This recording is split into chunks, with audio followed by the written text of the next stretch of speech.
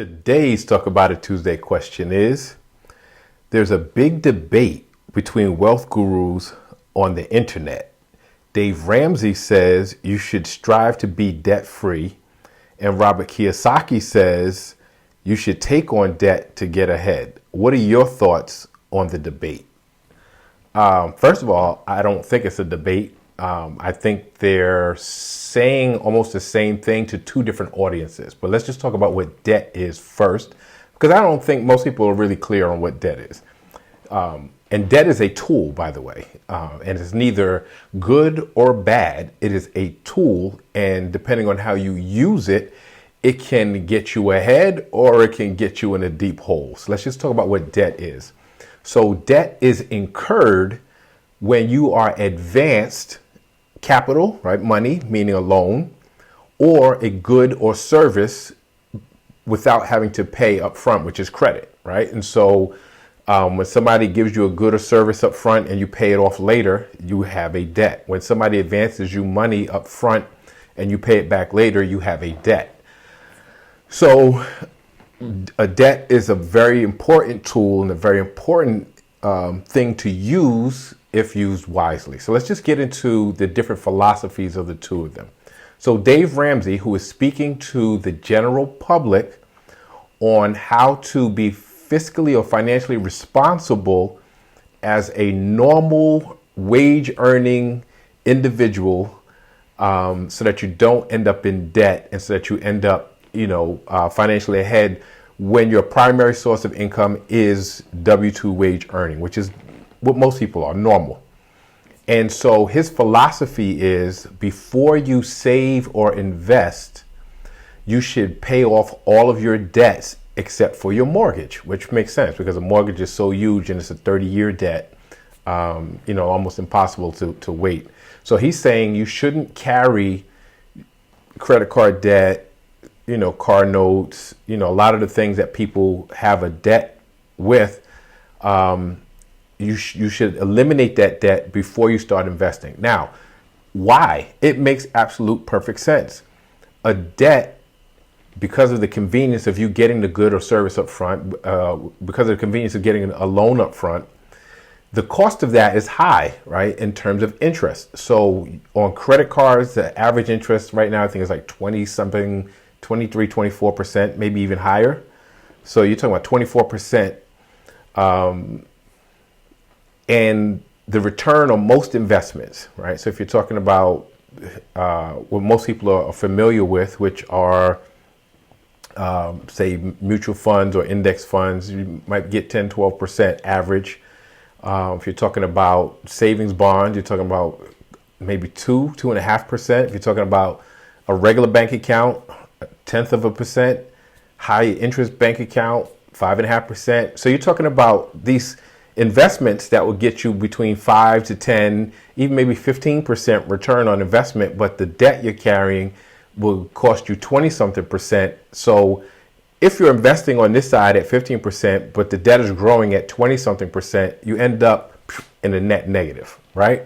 So his philosophy makes absolute sense. If you're just a regular person and you want to be fiscally responsible, you don't carry debt for many years because it will drain whatever savings you have in the long run. Robert Kiyosaki has a slightly different philosophy. He says you should never borrow for a liability. You should only borrow for an asset. So let's get into the asset side because I don't necessarily agree with the liability side. So let's talk about an asset and a liability. So a liability is something that costs you over time, right? So either by depreciating in value or the cost of maintaining it, right, over a long period of time. It makes it a liability. Something that costs you over time is a liability. Something that either appreciates in value or gives you income over time is an asset. So let's look at the difference, asset liability. So you have some assets that gain capital appreciation, meaning they increase in value. It could be a precious metal. It could be art. It could be real estate. It could be, a dozen other things, stocks, bonds, mutual funds. It could be all these things. These things are assets. And then on the other side, you have things that are liabilities. Like a car can be a liability because the moment you drive it off the lot, it depreciates in value and it costs a lot to maintain. And by the end of its road, maybe 10 years down the road, what you get for it when you try to sell it is usually a couple $100s, right? If you're lucky, selling it for scrap. So that's considered technically a liability because it depreciates in value. Although, because it has resale value, it can go on a balance sheet as an asset. But anyway, a car can be a liability. There's a whole lot of things that you can consider a liability. So his thing is you should never borrow for a liability. You should only borrow for an asset. Now, I agree you should always borrow for an asset because it's only if the asset covers the cost of servicing the debt, right? So I'll give you an example. I would always borrow if I wanted to buy an investment piece of real estate, right? So meaning if I'm buying a rental property and the rent covers the cost of the debt and the interest and pays me, then it makes sense to borrow from that. That's called leveraging, right?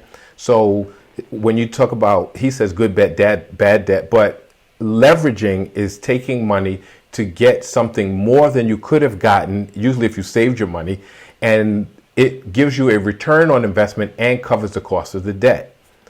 Now, where I disagree with him is saying that you should never borrow money and create a debt for a liability. Because if your refrigerator goes out and you don't have the money right away, you absolutely need to buy it on credit. Are you going to go without a refrigerator until you can save the money? No. Is it going to cost you more down the road because you didn't have the money? Absolutely. So I'm saying, yes, we should create an emergency fund. But if you don't have one, or you had several emergencies at once and it ate up the emergency fund and your hot water tank goes and your refrigerator goes and your car breaks down all at the same time, and you rely on all of these things. Let's just be real. You need hot water. You need a refrigerator. Maybe you can get over without your car, depending on where you live, but most people can't.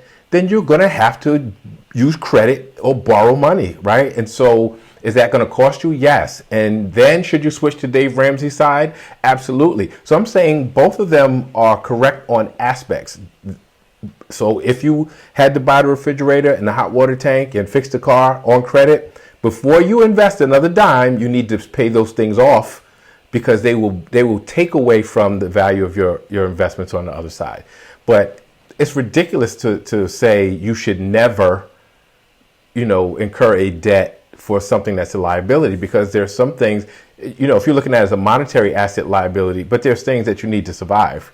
Right. And which is why I disagree with his assumption, too, that a home is a liability. No, you need a home. You need a comfortable, safe place to live, and because it gives you value in other ways. And not only, and it also gives you capital appreciation if you're in the right place, meaning the house gains in value over time. There are tax benefits. So that's just another story. But, you're not collecting income for it. The property is not covering the debt, but it's giving you other value, right? And so I don't think it's much of a debate. I think they're talking to two different audiences and they're talking about two different things. They're both right in some aspects. Dave Ramsey doesn't talk about using debt to incur assets. So I think he just falls short there. And I think Robert Kiyosaki falls short in saying you should never buy a liability using credit or debt. So if you kind of merge the two of them together, yes, pay off. You can buy liabilities, with credit, but pay them off before you try to invest, because you'll get a net negative if you try to invest while you're accruing interest on the debt. And you should also use debt to acquire assets that will cover the cost of the debt and servicing the debt. So that's my take on it. Love to hear your thoughts on debt and how to use it and how you've used it and how you've got trapped by it.